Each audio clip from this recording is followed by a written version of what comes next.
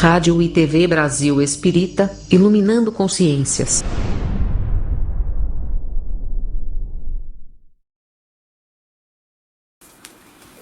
Amigos da Rádio Brasil Espírita de Maceió, é alegria estarmos aqui neste dia bastante significativo para nós. Vejam, nós estamos completando hoje os comentários feitos ao longo de meses e meses sobre o Sermão da Montanha, à luz do Espiritismo. Então, nesse programa, que é intitulado O Evangelho e Sua Simplicidade, no ano passado, aliás, retrasado, né, porque já mudou o ano, não podemos esquecer disso, nós estudamos aqui o Evangelho segundo o Espiritismo. No ano passado, nós completamos o Evangelho segundo o Espiritismo e também estudamos o Sermão da Montanha. E hoje, no primeiro programa do novo ano, nós estamos concluindo os comentários, os estudos sobre o Sermão da Montanha.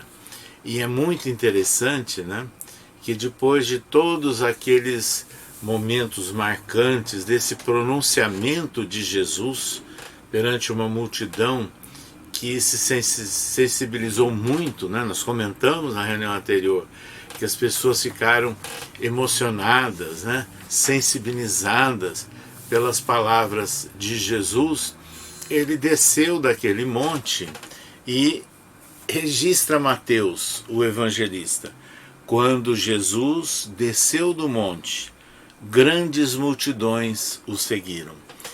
É esse significado marcante que nós temos que destacar.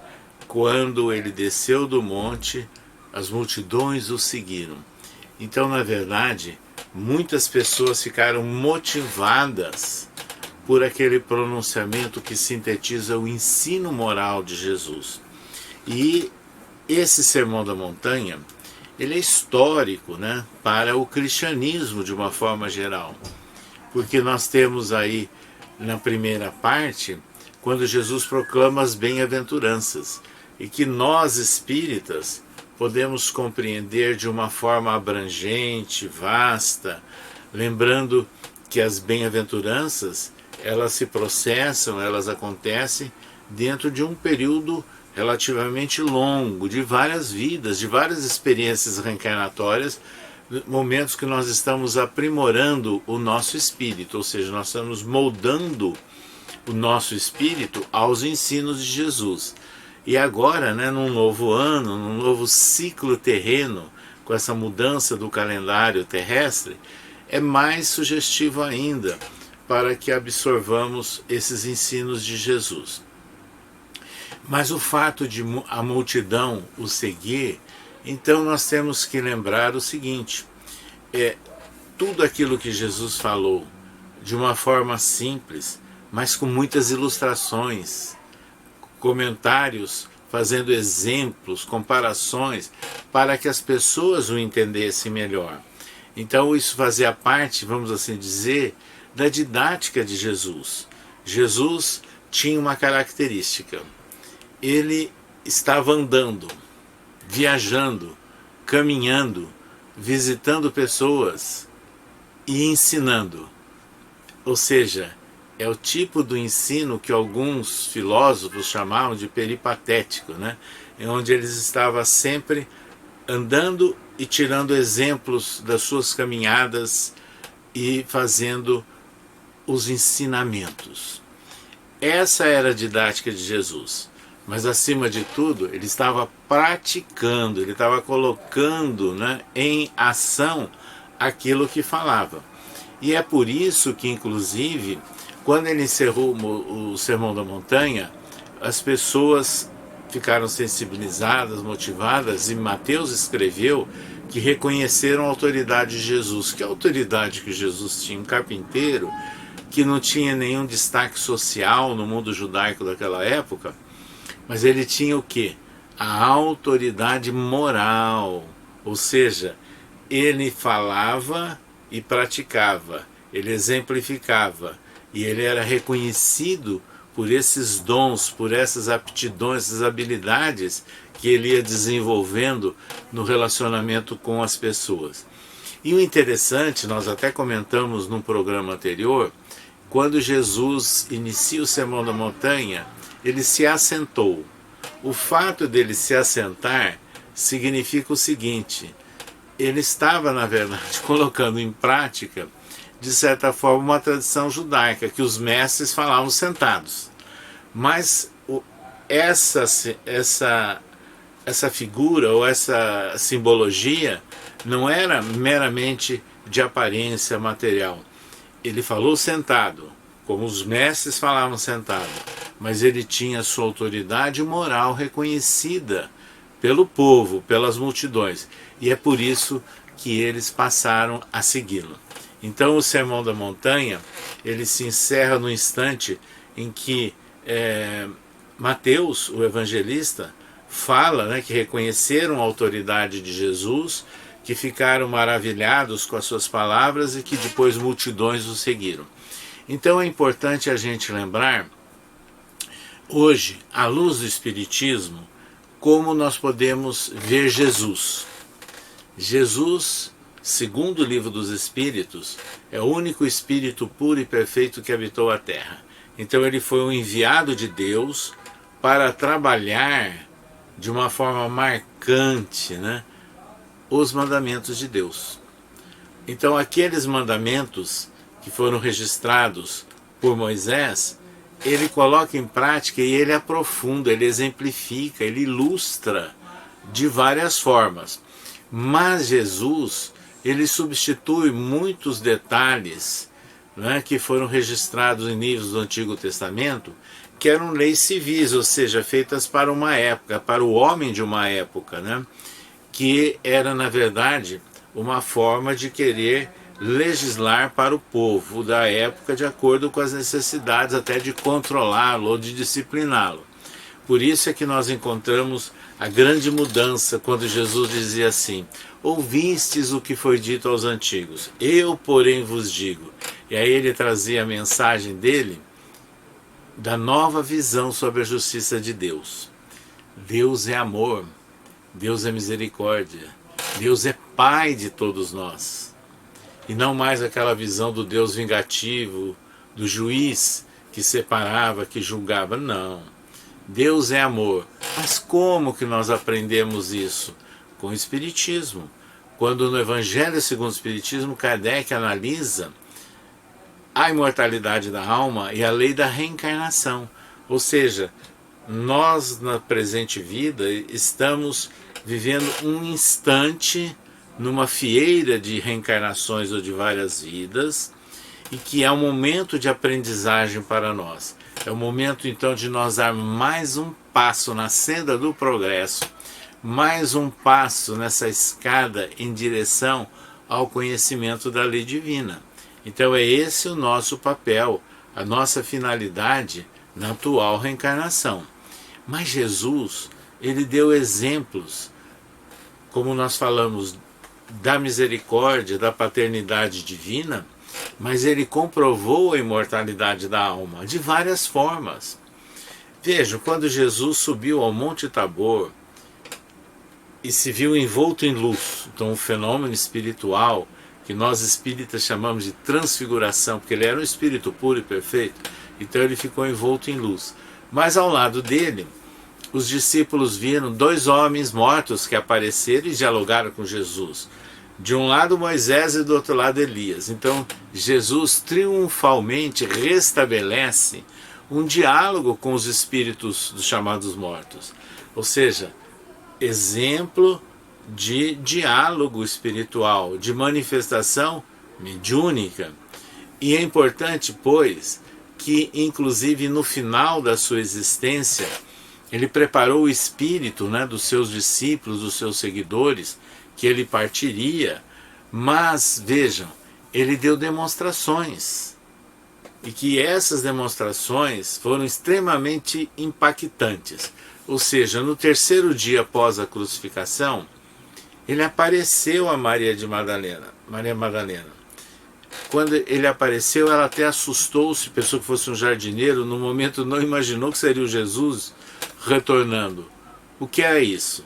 Aquilo que muitos interpretam e chamam de ressurreição, que é impossível, né? Porque seria uma derrogação das leis da natureza, ele estava dando demonstrações da sua imortalidade. Ou seja, era aquilo que nós espíritas chamamos de aparição. Mas a aparição de Jesus não ficou circunscrita apenas àquela do terceiro dia. Jesus apareceu 11 vezes num período de 40 dias. A sua mãe, a seus discípulos, aos caminhantes da estrada de Emaús, lá na Galileia, a Tomé, ele permitiu que até tocassem, né, na sua mão para ele sentir a ferida da crucificação. Ou seja, é um exemplo de materialização parcial, como nós poderíamos dizer nós espíritas. O que ele estava fazendo? Fortalecendo a ideia de que ele continuava vivo mesmo após a morte na crucificação. Morte do corpo, porque o espírito não morre jamais. Então ele nos deu o exemplo, através do seu sacrifício, da imortalidade da alma. E é essa ideia da imortalidade da alma que reanimou os seus discípulos, porque eles se assustaram com o fato de Jesus ter sido condenado, Jesus ter sido crucificado. E ele que havia feito tantos, entre aspas, milagres, provocado tantos fenômenos, levantado o ânimo, a esperança de tantas criaturas, de repente desaparecia? Não, ele estava vivo. Por isso é que quando ele reaparece ao longo de 40 dias, ele estava fortalecendo a fé de todos aqueles que o seguiam, todos aqueles que se assenhorearam dos seus ensinamentos.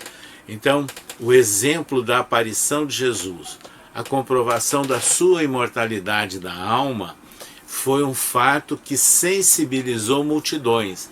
E essa notícia correu pelas várias províncias do Império Romano, do homem que, entre aspas, ressuscitou, ou seja, do homem que, embora crucificado, reapareceu. Então, essas aparições espirituais deram força ao cristianismo nascente. Então, fortaleceram a confiança, a esperança, a fé de seus seguidores.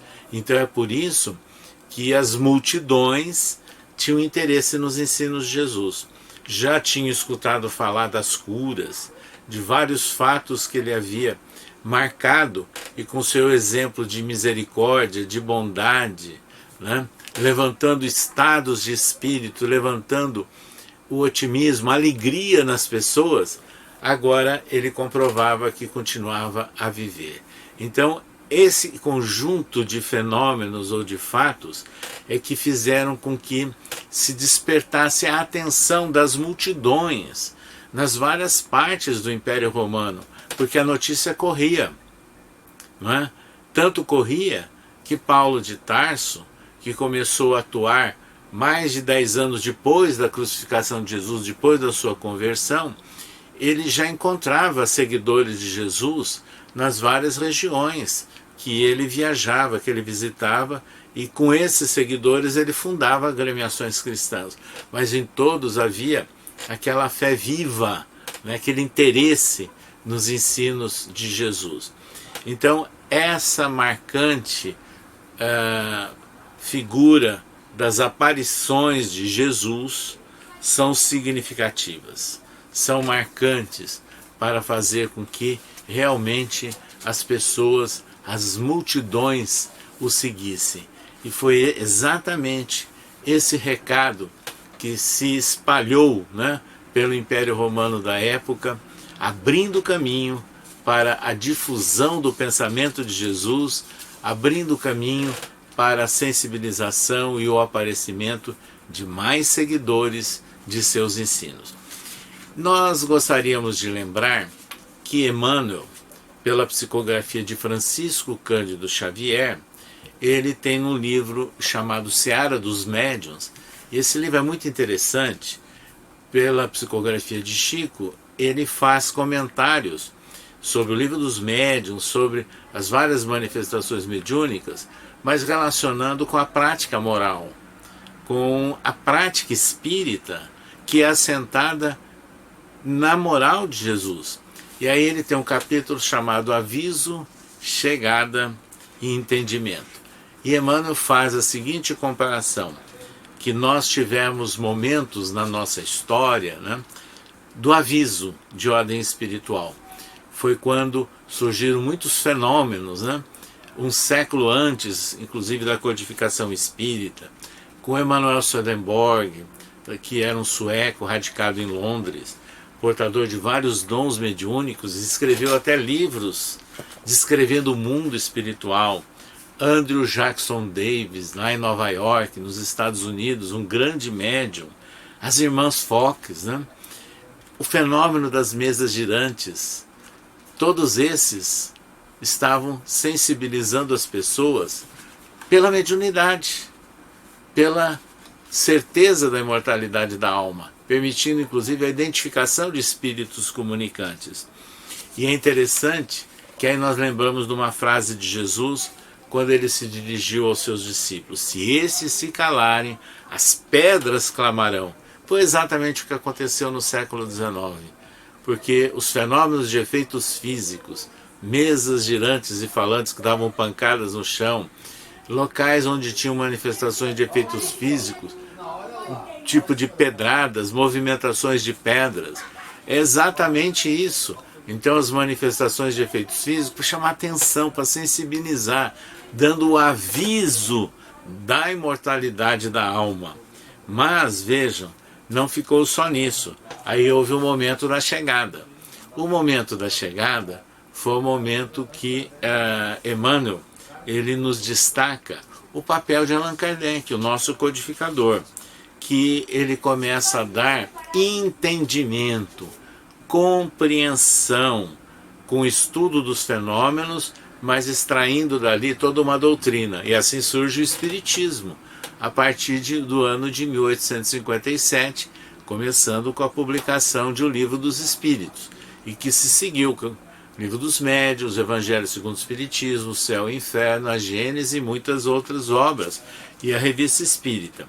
Então esse foi o momento, então, do entendimento, para que a gente compreendesse esses fenômenos. Então isso é muito importante, que Allan Kardec trouxe a doutrina, então chegou. Agora, o entendimento é a partir das obras de Kardec. Quando nós vamos estudando as obras de Kardec e nos esforçando para colocá-las em prática. E aí nessa fase do entendimento, nós poderíamos dizer que se destaca inclusive a obra magistral psicográfica de Chico Xavier, com 400 e tantos livros publicados, não de autoria dele, mas ele intermediário dos espíritos, mas chamando a atenção sobre o ensino moral de Jesus. Então vejam que essa mensagem de Emmanuel, do aviso, da chegada e do entendimento, é muito significativa para que a gente entenda essas multidões, né, que passaram a seguir Jesus. Evidentemente que surgiram momentos difíceis, mas aqueles cristãos dos primeiros tempos foram vencendo, suplantando, prova em cima de prova, teste em cima de teste, e foram fundando agremiações, e o cristianismo se espalhou. E hoje nós temos a felicidade de conhecer o Espiritismo, que nos dá um destaque maior quando ele analisa o que é importante em Jesus, os seus ensinos, ou seja, aquilo que é base para uma nova forma de relacionamento entre os homens. Então é o ensino moral de Jesus. É isso exatamente, é o papel do Espiritismo em nossos dias. E Allan Kardec comenta no capítulo 6 do Evangelho segundo o Espiritismo, Cristo Consolador, onde ele analisa versículos de João, registrando ditos de Jesus, que ele partiria, mas não nos deixaria órfãos. No momento oportuno, nos enviaria o Consolador, que restabeleceria a verdade e nos ensinaria mais algumas coisas. Allan Kardec identifica o Espiritismo como o Consolador prometido, porque ele vem, na verdade, restabelecer os ensinos de Jesus na sua essência moral e nos ensinar mais alguma coisa, que são os detalhamentos, né, consequentes à certeza da imortalidade da alma. E aí então as multidões vão se ampliando. E hoje nós vemos no Brasil de nossos dias quantas pessoas que não são espíritas às vezes, mas respeitam o espiritismo. Quantas pessoas que não são espíritas, mas leem um livro, leem uma mensagem, vão tomar um passe, escutam uma palestra, ou seja, há respeito, há interesse pela mensagem que emana da divulgação das ideias espíritas. Então é essa fase do entendimento que nós estamos vivendo agora, onde se espalha, se propaga, né, a certeza da imortalidade da alma, mas mostrando que o importante é trabalharmos para colocar em prática o ensino moral de Jesus, ou seja, a mediunidade, ela deve ser acionada quando contribuir com a melhora espiritual do homem e a divulgação da verdade. Assim, meus amigos, nós concluímos hoje esses comentários sobre o Sermão da Montanha com aquele versículo registrado por Mateus sobre as multidões que passaram a seguir Jesus. Nós estamos imersos, nos esforçando para fazer parte dessa multidão que segue, que se inspira em Jesus, e que isso alimente o nosso espírito no novo ano que nós estamos iniciando. Vamos, pois, lembrarmos ao longo do novo ano de tudo aquilo que nós comentamos sobre o Sermão da Montanha, que a gente possa realmente caminhar nesse processo de aumentarmos as nossas parcelas de bem-aventuranças e as nossas parcelas, os nossos esforços, de superarmos as nossas limitações e de colaborarmos com o progresso nosso e com o progresso do próximo. Nós encerramos hoje o Sermão da Montanha, mas nós continuaremos pela Rádio Brasil Espírita, ainda analisando o Evangelho e sua simplicidade. E nós estaremos, a partir das próximas semanas, iniciando um novo estudo, um novo programa dentro dessa sequência, onde nós vamos analisar as epístolas de Paulo à luz do Espiritismo. É um estudo que nós temos nos dedicado, que nós temos feito já há alguns anos e que chegamos até publicar esse livro, que é Epístolas de Paulo à luz do Espiritismo. Então nós convidamos a todos vocês, amigos internautas que acompanham a Rádio Brasil Espírita e a sua Web TV, para prosseguirmos nessa caminhada em busca da compreensão do Evangelho e sua simplicidade, a visão dos ensinos de Jesus à luz do Espiritismo. Até um próximo programa, nessa nova etapa, com as Epístolas de Paulo à luz do Espiritismo. Até lá!